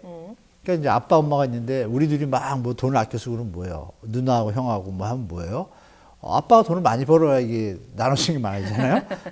그러니까 다툴 필요가 없는 거죠. 이런 거 갖고 오는 게 결론은 거시경제를 알아야 되는구나로 귀착이 되고 네. 물가 금리가 기본이니까 미국의 물가와 금리가 어떻게 움직이는지를 보시면 그 영향이 한국에 오잖아요. 앞서서도 이제 미분양에 대한 말씀을 조금씩 해 네. 주셨어요. 사실 무주택자들이 내 집 마련을 하기 위한 희망 중에 하나가 청약이기도 하고 이 분양 시장에 대한 관심이 참 많거든요. 근데 미분양 이슈가 계속되고 있고 앞으로 또 매물이 계속 늘어날 거다라는 소식들도 앞서서 전해 주셨습니다. 그렇다면 이런 미분양이 앞으로도 계속 늘어난다면 부동산 가격은 계속해서 더 하락하고 조정될 가능성이 더 크게 봐야 되는 걸까요? 네, 중장기적으로는 좀 그렇게 보고요. 중장기적으로는. 네. 만약에 요번에 대책이 없었다면 좀 급하지만 더 내려갔을 거 아니에요? 그때 이미 바닥이 됐을 텐데 일단 받쳤잖아요. 받쳤으니까 네. 일단 유지가 되지만 내려갈 폭의 여운이 많기 때문에 저는 정부가 애를 써서 연착륙을 유지하겠다고 했을 때 추가적인 대책이 나오면 이게 약간 막 이렇게 횡보라 그럴까요? 올랐다 내렸다 이렇게 가다가 어느 정점에 가면 이제 약간 하향 패턴으로 바뀌는 기간이 좀 생길 거예요. 오. 그래서 자칫 잘못하면 그 일본식으로 접근할 수도 있어요. 길어지면. 일본식이었던 거예요. 그러니까 일본식인데 약간 틀린 형태죠. 우리나라는. 일본은 갑자기 폭락을 했잖아요. 네. 오랫동안 쭉 바닥을 겪고 우리는 근데 폭락을 하려고 했는데 받쳤잖아요. 네. 네. 그러면 누가 봐도 받쳐줬기 때문에 버틴 거잖아요. 그렇죠. 그 학습 효과가 있어서 잘 받치는 거란 말이에요. 근데 받친 거에 대해서 소득이 늘거나 이래서 이어주면 이게 이어질 텐데 지금 자영업자분들 뭐 그런 기사 많이 보셨잖아요. 연체율 증가가 막 심각해지는 거. 그러니까 자영업자분들 9월이 중도 대출 이자 상환율이 끝나요. 네네. 여러 가지 그런 좀 안 좋은 소스들이 많아서 지금 제가 볼 때는 무주택자분들이 시장 변동성을 대처하기는 쉽지 않은 시장이에요. 사실은 엄밀히 말씀드리면. 맞아요. 청약에 얘기하셨는데 네. 정부에서 내년이 총선이 있잖아요. 네. 그러면 아까 총선이 있으면 당연히 정치하시는 분들의 목표는 집권을 유지하는 거잖아요. 다수당이 되고 그러려면 좋은 정책을 펼쳐야 되잖아요. 그쵸. 투표권을 가진 사람들한테. 그러면 지금 무주택자 문제와 청년 문제가 큰 상황에서 정부가 무슨 대책을 던질까요? 공공분양 물량을 문재인 정부 때 물량을 많이 해놨잖아요. 네. 지금 빨리빨리 안 하잖아요. 네. 왜 안 했을까요? 이제 가을이나 내년 봄에 하기가 딱 좋잖아요. 강력하게 좋은 자리에 뭐 수방사부지부터 뭐 여러 가지 좋은 데가 많이 나올 거예요. 네. 근데 공공분양 청약을 이제 많이 쏟을 겁니다, 아마. 일부. 그러면 그때가 기회죠. 무주택자분들한테 분양가를 높이하면 욕을 먹을 거 아니에요. 분양가를 낮출 거고. 네. 그렇죠? 물량이 많고 네. 특히 좋은 자리에 있는 걸 먼저 할 거예요. 이왕이면. 그때가 무주택자분들이 공공분양 택지에 대한 청약이 좋은 기회고, 그다음에 민간 분양도 사실상 지금은 이제 오르는 느낌이 이제 맞는 분위기다 보니까 현장들마다 고민에 빠져 있는데요. 뉴스에는 안 나오지만 완패한 현장도 많거든요. 그리고 성공한 현장들은 분양가 상한제가 적용된 현장들이 대부분이었어요. 1, 2, 3, 4, 5는. 그리고 아시겠지만 분양가 규제 상한제가 풀린 게 1월이잖아요. 네. 그 뒤에 네 달, 뭐 6월, 7월부터 하는 현장들은 분양가 상한제 적용을 거의 안 받아요. 그 현장들 중에 이제 받는 현장도 있겠지만 분양가 상한제를 받는 지역은 분양가 좀 싸요.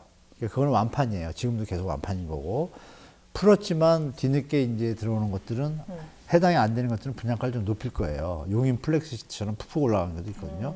그래서 자리가 좋으면 그나마 버티지만 자리가 안 좋으면 어떻게 되죠? 미분양 날 거란 말이에요. 그러니까 이제 기존 주택시장에서 민간의 분양의 물건에 대해서는 분양가 상한제 적용이 됐으면 접근하시면 좋고, 네. 분양가 상한제를 피해서 시행자가 분양가를 최대한 이 상승 분위기를 활용해 높인 경우에는 정말 세세하게 검토를 하셔야 될 게, 기존에 떨어진 주택가격이 30% 떨어진 지역인데 분양가가 5% 비싸다. 그러면 이건 사실 접근해도 괜찮다고 봐요. 왜냐하면 40% 내려갈 수 있잖아요. 그럼 15% 내려가서 시간으로 봤을 때 나중에 회복되는 기간의 갭이 10에서 10%인데 새 집이잖아요.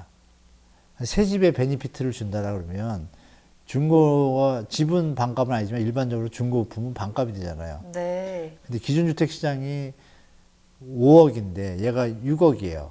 그럼 비싸다고 얘기하면 안 되는 거죠. 왜? 새 집이잖아요.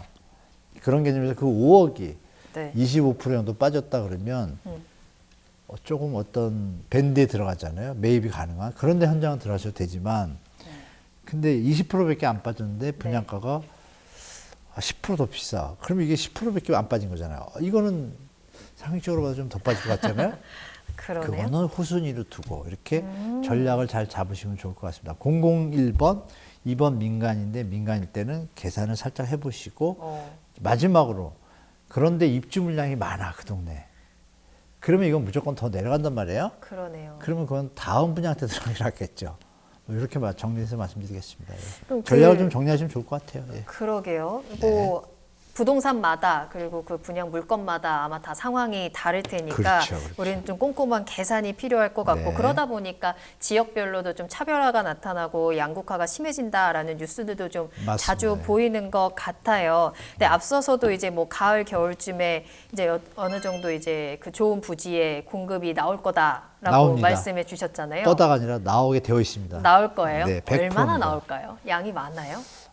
꽤 될 것 같은데요, 제 그래요? 생각에. 정부가 마음을 굳건히 먹는다라면, 네. 이번 기회엔 젊은이들 위해서 쏘자, 이렇게 마음을 먹으면, 그거 확실하게 무주택자분들, 쏴줬어요. 그러면은 사전청약을 또 다시 회복할 거예요. 아, 그래요? 분양가를 낮춰가지고. 그 와중에 더 쓴다면 어떻게 될까요? 사전 확정 분양가가 나올 수도 있겠죠, 정책적으로.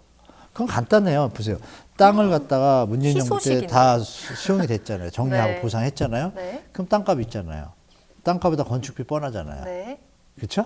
근데 여기서 얄팍하게 정부가 이걸 좀 물가가 오르면 남겨야지 이런 생각을 가지면 분양가가 유동적이지만 계산을 해보면 나오거든요. 금리하고 물가 상승을 계산하면 최대 분양가는 얼마가 딱 나와요. 근데 그 분양가가 암만 해도 그 이익을 안 붙이면 무조건 저렴합니다. 그렇죠, 100% 저렴해요. 그렇죠. 시세, 현재 시세에 다 네. 심하게 얘기하면 이게 이제 조성원가제인데 그걸 쓰면은 50%밖에 안 돼요. 진짜로. 그냥 반가 아파트인데 그래요? 우리 제도는 지금 60에서 90%까지 해놨거든요. 조금 더 받겠다는 얘기죠. 정부인데. 국민을 상대로 조금 더 받겠다 이거예요. 어떻게? LH를 팔아서. LH 적자가 많은 일 해가지고. 근데 여기서 만약에 대통령이나 정부에서 굳건하게 LH 적자는 옛날에 있던 거고 지금 이 땅은 그거와 상관없이 정부가 보상하면서 산 것이고 지금 무주택자들하고 청년들이 힘드니 과감하게 좋은 입지에 있는 걸 저렴하게 분양했다고 하면 어떻게 될까요? 그게 이제 보금자리였습니다. 이명박 때. MB 때 보금자리가 반값 네. 아파트였거든요. 네. 집값이 완전히 안정되고 막 그런 분위기가 연출됐단 말이에요. 알아요, 기성세대들은. 그럼 그 젊은 분들은 이번에도 이런 그런 대책이 많이 효과가 나온다고 있어요. 가정을 할게요. 네. 그러면 선거를 이길 수 있겠죠. 그러면 그쵸. 선거를 이기기 위해서 정책에 나올 수가 있잖아요. 네. 그러면 더 좋은 정책을 쓰고 싶어 하겠죠. 네. 그래서 제가 기대해도 좋다라는 게 이제 그런 부분이고, 이거 안 하면 정말 이건 비판받죠, 정부는. 왜? 땅이 있는데 이미. 그럼 그런 정책이 나왔을 경우에는 부동산 시장 전반적인 안정에도 도움이 긍정적인 완전히 영향을 되죠. 네, 줄 맞습니다. 것으로 예. 기대가 되고, 그렇죠. 그럼 그때가 되면은 우리 이제 투자자들이나 실수요자들은 아 이제 조금씩 부동산 시장이 안정화되고 있구나. 그렇죠, 거기에. 라는 거를 파악을 하고 이제 그때부터 또 기회를 전략을 또 네, 거기에 세워볼 수 있는 맞춰서 거죠. 투자자든 매수자든 무주택자든 네. 다 자기 입장에서 전략이 맞춰지잖아요. 그럼 시장이 안정도 찾고 그 안에서 투자 행위와 뭐 내 집 행위가 다 이루어지면 네. 정말 좋은 시장 환경이 되는 거죠. 좀 희소식이기도 하고 기대가 되는 근데 그거는 이제 제 마음은 부분이기도 한데, 아니니까, 제 마음은 그렇죠. 아니지만 할 건 같아요. 아직도 확실하게 한다라고 나온 건 아니기 때문에 우리가 그때 이제 분위기를 또 근데 안 하면 확인해 이상한 봐- 거잖아요. 땅이 그럴까요? 있고. 네. 그죠. 땅이 있는데 마음만 먹으면 모르니까. 되는 거거든요. 앵커님이 좀 전화하셔가지고 젊은이와 무주택자를 위해서 해라 이렇게 좀 전화 드리시면 좋겠어요. 저희 방송을 꼭 보셨으면 좋겠습니다. 네, 네. 이제 올해도 그러면 여러 가지 청약 이제 일정들이 기다리고 있잖아요. 네, 네. 그 가운데서 혹시 조금 눈여겨보고 계시는 청약 단지라든지 일정들이 있으신가요? 청약 현장들이 제가 눈여겨본다는 걸 딱 집어드리면 네. 문제가 됩니다. 그럴까요? 다시 한번 말씀드리지만 네. 아까 이미 답을 다 드렸어요. 그렇긴 하죠. 어떤 걸 자기 봐야 동네에 네. 어느 가고 싶은 지역이 있다. 네. 근데 그 지역에 주택 가격이 최고점 대비 몇 프로 내려오는지 좀 먼저 체크하시고, 그게 30% 내려왔다. 그러면 아까 말씀드린 것처럼 30%에서 5% 정도는 용인되는 거고, 네네. 5%더 낮으면 감사합니다죠. 이런 데는 적극적으로 들어가시고, 1번은 공공분양 들어가. 이번에 공공분양은 여러분 차이점 하나 말씀드리면, 특히 3기 신도시는 눈여겨보셔도 좋은 게요. 서울하고 똑같습니다. 거의 똑같고 자족도시 형태예요. 그 장점을 많이 모르시는데, 네. 최근에 그 작년인가 1기 신도시 사전청약 분양했잖아요. 신혼부부들이 가서 보시고 나서 난리가 났습니다. 난리가 난 이유는 뭐냐면, 네. 현재 서울 시내나 6대 강역시에서 대단지 아니고서야 아이들 돌봄 센터가 운영되고 이런 데가 거의 없어요. 다 그냥 유치원 형태로 있지. 근데 현재 신도시는 그게 기본입니다. 매뉴얼에. 모든 내용들이 기본인데 그 시스템이 너무 잘 돼 있어서 최신 아파트 형태에 맞춘, 공공에서 함에도 불구하고 뭐 원패스 시스템부터 해서 뭐 여러 가지 시스템이 많아요. 근데 그게 잘 안 들여다보시면 장점을 모르잖아요. 근데 장점이 제가 볼 때 가성비가 워낙 뛰어납니다. 그래서 그쪽 부분에는 신혼부분들한테 좀 강력히 권해요.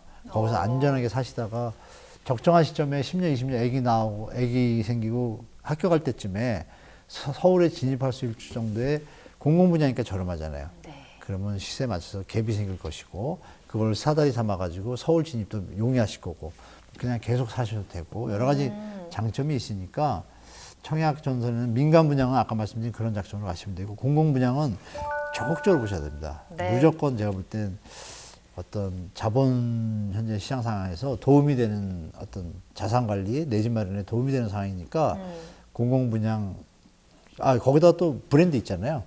공공 아파트 분양의 브랜드? 맨점이 네. 뭐 LH 이런 것 때문에 조금 그렇잖아요. 비용이 있는데, 네. 제가 알기로는 실현될지 안 될지 모르지만 되면 좋을 것 같아요. LH가 그런 수요자들의 입장을 알아가지고 LG가 시공을 하게 하고, 그래서 LG 자이 선국구 LH 옆에다 조그맣게, 이거면은 그것도 굉장히 많이 좋은 순화가 방법인데요. 되겠죠. 네. 그래서 그런 걸 연구하고 있습니다. 제가 알기로는. 그래서 어쩌면은 그것까지 이번에 대책 때 나올 수도 있거든요. 참 많은 그러면- 연구가 이루어지고 있군요. 그럼요. 그러네요. 네, 그래서 네. 그런 부분 좀 활용하시면 좋을 것 같습니다. 어. 예. 네. 자, 그러면 한 가지 이제 곁다리로 궁금한 건 경매는 어때요? 경매는 이렇게 뭐 MPL이라는 상품이 있어요. MPL? 넌 네. 발음이 좀 안 좋지만 이해하죠. 넌 퍼포밍 론이라서 네. 경매는 뭐예요? 돈을 못 갚아서 대출 이자를 못 내서 경매가 되잖아요, 그렇죠. 주로. 아니면 네. 임차권 보증금을 못 돌릴 때 경매가 되잖아요. 네, 네. 경매가 나온 물건은 싸다, 비싸다. 딱 볼 때 상승기에는 비싸다, 하락기에는 더 싸다. 이렇게 되거든요, 결론은. 근데 거기에는 권리 분석이라는 어려운 과정이 있어요. 그래서 그냥 들어가시면 절대 안 되고, 그쵸. 여러 가지 문제가 있기 때문에 낭패를 보는 경우가 많습니다. 그러니까 접어두고 경매 시장에 들어가시려면 현재 분위기가 어떤 지금 경매 시장도 요즘에 현재 많이 분위기는 어려운지. 어떠냐면 네. 경매 시장의 지표로 말씀드리면 네. 우리 부동산 경기 좋을 때 그러니까 두 개만 보셔도 돼요. 낙찰가율하고 낙찰률. 네, 낙찰가율은 경매가 1억에 나왔는데 만약에 8천에 낙찰이 됐어요. 이러면 80%잖아요. 네. 그럼 낙찰가율은 80%예요. 낙찰률은 경매 물건이 5개가 나왔는데 5개가 다 팔렸다. 그럼 낙찰률이 100%죠. 그럼 나오는 데도 다 팔린 거잖아요. 시장이 좋은 거죠. 그래서 실제 시장이 좋았던 그 2020년 막 이럴 때는 경매 낙찰가율이요. 서울 같은 경우는 112%였습니다. 경매 가격보다 더 높게 산 거예요, 사람들이. 더 올 거라고 생각되니까. 근데 지금은 어떠냐면 70%대입니다. 30%가 다운돼 있어요. 그리고 낙찰률은 20%, 30% 돼서 바닥에서 기고 있습니다. 계속 1년째. 네. 그러면 물건이 10개가 나오면 2개만 거래가 되는 거예요. 8개는 또 다운돼서 다음 경매 때는 20에서 30% 다운돼가 또 경매를 들어가거든요. 근데 그게 누적되고 있어요, 지금 시장에서. 아, 그래요. 물건이 누적되고 있잖아요. 네. 그럼 뭐예요? 시장이 좋다라는 느낌은 아니잖아요. 아니죠. 그래서 경매 시장이 조금 더 낮아질 수도 있잖아요. 그때 되면 이제 사람들이 가는데 실소자분들은 뭐 경매 그 대리인 제도가 있어요. 공인중개사. 그분들이 시험 봐가지고 경매 대리인이 되는 경우가 있는데 동네에서 자기가 경매만 관심 있다 그러면 동네에서 10년, 20년 동안 한 자리에서 하신 분이 경매 대리인 자격을 갖고 있어요. 그분은 좀 믿을만 하잖아요. 그죠? 네. 한 자리에서 오래 하신 분들은. 오. 그런 분들을 통해 가지고 내가 경매로 집을 사고 싶다고 하면 적극적으로 도와줄 거예요. 그렇게 하시고 아니면 6개월에서 1년 정도 공부하신 다음에 경매 시장을 직접 가셔도 돼요. 자, 시장이 안 좋아지면 경매 물건이 많이 나오겠죠? 그러면 경매 하시는 시장 하시는 분들 있잖아요. 무주택자 중에 요즘 한 10% 정도는 그걸로 마련하시는 분들이 계세요. 실제로. 경매로. 네. 첫 집을 경매로 마련하는 거예요. 그런 분들이 요새 시장에 조금 보이세요. 그래서 여러분들도 뭐 너무 어렵다고 생각할 거 없이 앞으로 몇 년 동안은 시장이 여러 가지 변동성이 있으니까 6개월 잡고 열심히 공부하시면 혼자 가셔도 되고 학원에 가셔도 되고 경매 대리인 활용하시고 이렇게 하시면 될 것 같습니다. 알겠습니다. 자, 지금까지 이렇게 교수님과 함께 네. 현재 부동산 시장을 좀 누르고 있는 그리고 앞으로 해결해야 될 여러 가지 현안들에 대해서 좀 살펴봤습니다. 확실히 아직까지는 시장이 바닥이 나왔다, 회복이 보이고 있다라고 파악하기에는 조금 해결해야 되는 또 넘어야 되는 산들이 굉장히 많은 것 같거든요. 그렇다면 교수님이 생각하시는 바닥의 시그널은 어떤 게 있을까요? 바닥의 시그널은 아까 말씀드린 기본적인 팩트 부동산 시장에서 네. 거래량, 전세가, 미분양 요 세 개가 좋은 쪽으로 가면 이제 상승이 시작이잖아요. 네. 추세가 되는데 주택 가격이 어느 정도 빠진 거, 그러니까 주택 가격 지수를 말하면 한 100에서 120 수준까지 내려올 수도 있거든요. 주택 가격 지수라고 치면 나와요. 주택 구입 부담 지수 이래가지고 HAI 하면 주택금융공사에 나오거든요. 그 수치가 박근혜 정부 때 막 집값 내려가고 이럴 때 활성화 정책 전에는 80까지 내려갔는데 지금 214에서 198로 내려왔거든요. 그 수치가 한 120, 130이면 시장이 이제 추세적으로 들어갈 수 있는 베이스가 돼요. 그래서 그렇게 보시면 되는데 아까 말씀드린 경매 있잖아요. 네. 경매 지표가 이제 아까 말씀드린 수치가 올라가기 시작했죠. 그렇죠? 그러겠네요. 그 세 가지에다가 경매 지표도 막 올라간다.